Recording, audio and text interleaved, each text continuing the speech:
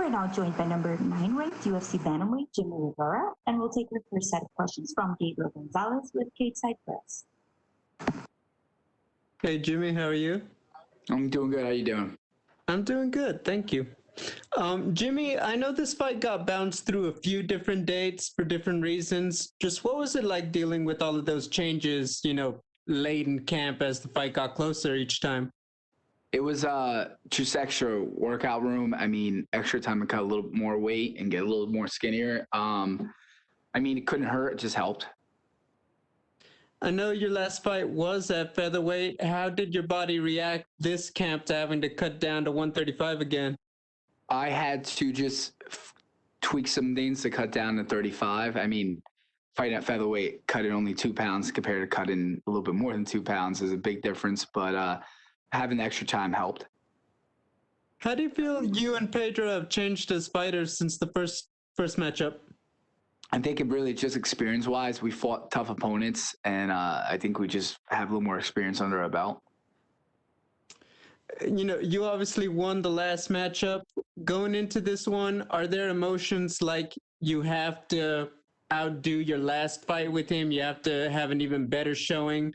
Or is it just a completely new fight and you're just going out there to do the best you can? No emotions from the first one? I mean, that second fight was tough, especially that third round. I wasn't in the shape I usually am in, and we changed some things in that training camp, and I remember it specifically. So this fight, it's like I'm excited for because I'm in way better shape cardio-wise than I was in that fight. And my final question, how do you see yourself getting the job done on Saturday? Obviously, hoping for a knockout or submission, but if I get my hand raised at the end of the decision, it's a win. Hey, thank you, Jimmy. Good luck. Thank you. We'll take our next set of questions from Mark LaMonica with Newsday. Hello, Jimmy. How are you? Good, you? Good. 2 questions for you. I guess the first one, I'm curious to know when you're in the cage, you're fighting, and you're in stand up. What are you typically looking at your opponent in front of you? I mean, there's so much to guard against and to think about. Where do you find your eye? Like, where do you guys typically look? I mean, you kind of look at everywhere. You want to mix it up. I have the blessing to be able to do everything: wrestle, offense, defensively, jiu-jitsu, ground and pound, stuff like that. So when it comes down to the stand-up, it's just mixing it up, looking at telegraphs, looking at openings, making the guy do things I want him to do, setups, different setups to do. There's a whole bunch of things. I kind of go with the flow, see how the fight's progressing in that first round. And then, when I come back, the corner is more of the stuff they see on the outside that I don't see. Then I just put towards the next round and the following round. Okay, thank you. One more. Looking ahead to next week, you're the only guy who's been in the cage with both Jan and Sterling. You went the distance with both of them. What do you see from that fight? What are your thoughts on that? I think that fight, and looking at it, hearing the interviews and stuff like that, especially from Sterling, I think Sterling's going to try to out wrestle him. He'll just keep shooting. I think when it comes down to, I think Jan's wrestling's a little people underrated a little bit. I think he has pretty decent wrestling, but Sterling makes a good point. It only takes that one time. He has got to get him down. And can he get back up from it? So, I mean, that fight's going to be an interesting fight. If Jan can keep it on the feet the whole time, I feel like Jan will win. But if Sterling can get him down, I think Sterling's going to win that fight. Okay, thank you. Welcome. We'll take our next set of questions from Damon Martin with MMA Fighting. Hey, Jimmy, obviously this is a rematch, and I know Pedro, I know you have a lot of respect for him. What's the biggest memory or the biggest takeaway you have from that first fight? That I was just way better in the stand-up, whether it was offensively or, even the third round, watched the fight. I was tired in the third round, which you didn't know because of some of the things that were changed up in my training camp. And I was just able to counter a lot of stuff. I think what was the question again? Actually, I just forgot it. Sorry. Just in terms of like your biggest memory of the first fight. Oh, the biggest memory was just like kind of how it played out. Being in Brazil, I mean, when they don't like you at all and you're American, and going out there and just fighting. I mean, the crowd was really quiet that first round, and then you see, build up in the second and third. I guess I gotta say one of the biggest memories is we literally went toe to toe and just beat the crap out of each other. If there's one thing that Pedro has done in his last few fights, we've seen him kind of adapt the philosophy of like the go big or go home kind of. He had a war with Frankie Edgar, knocked out Cody Garbrandt. He's definitely taking those chances, not playing it safe. Do you kind of look at that as maybe some opportunities for you to take advantage of that in this fight? Love it. I mean, one of the reasons why I like the Pedro fight the first time around and then the second time is he's a guy that stands in the pocket. I don't have to go chase him like I had to do in the Dotson fight. And then even with the Sterling fight, even though I didn't perform as well, Sterling was able to keep good distance and really wouldn't stay in front. And the fights I enjoy the most and love to get in are the ones that are the guys that will stay in the pocket, won't run, or they'll come forward like him and Peter Yan. That stand out the most when I fought in the past couple years. Jimmie, I realize looking at your record today, you're actually coming up on your 6th anniversary in the UFC this year. It seems kind of crazy when you think about how long you've been here. But the bantamweight division has evolved a lot in the time you've been in the UFC, and now it feels deeper than it's ever been. And I know a lot of people say, well, the lightweight division is the best, or the welterweight division is the best. But where the bantamweight division is right now, in your opinion, considering you are a top 15 fighter, do you feel like the bantamweight division doesn't quite get the respect it deserves in terms of being the best, or maybe even one of the deepest divisions in the sport?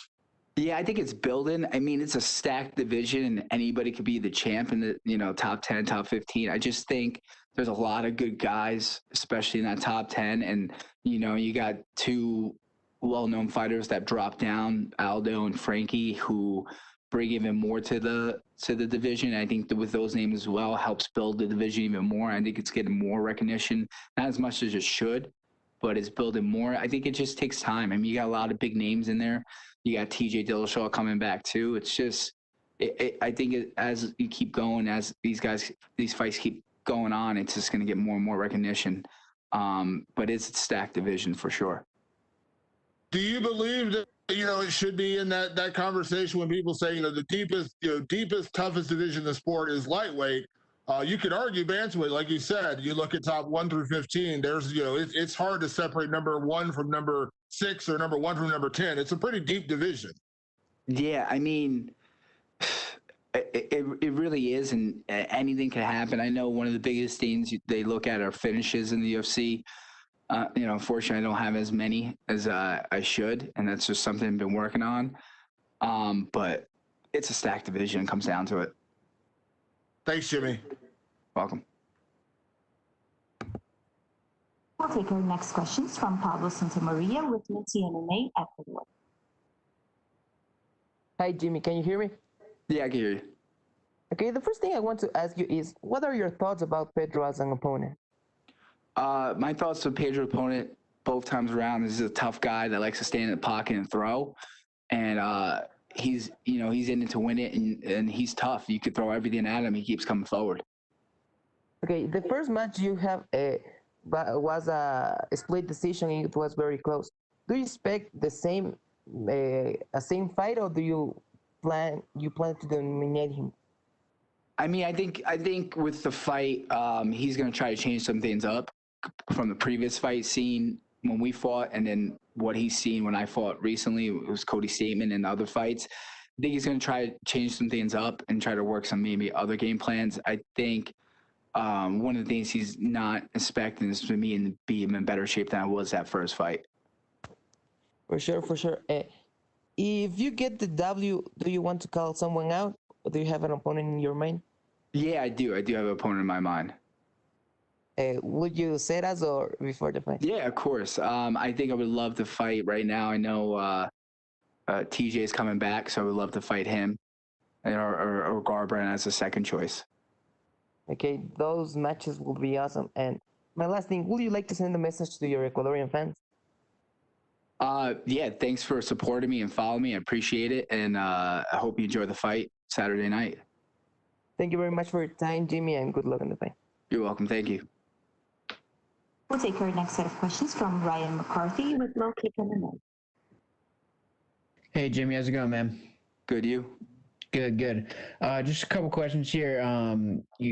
You had one fight in 2020. What does 2021 look like for you? Ideally, are you trying to get a few fights in?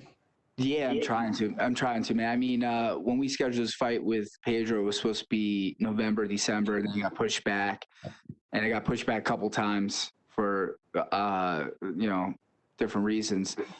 So I'm just looking forward to, getting back in and fighting more. It's tough. I think one of the biggest things is kind of tough when you're in the top 10 to try to climb that ladder and get closer for the belt. And you got to see who's available, who's not hurt, who's not dropping down or moving up kind of thing. So it just makes it tough.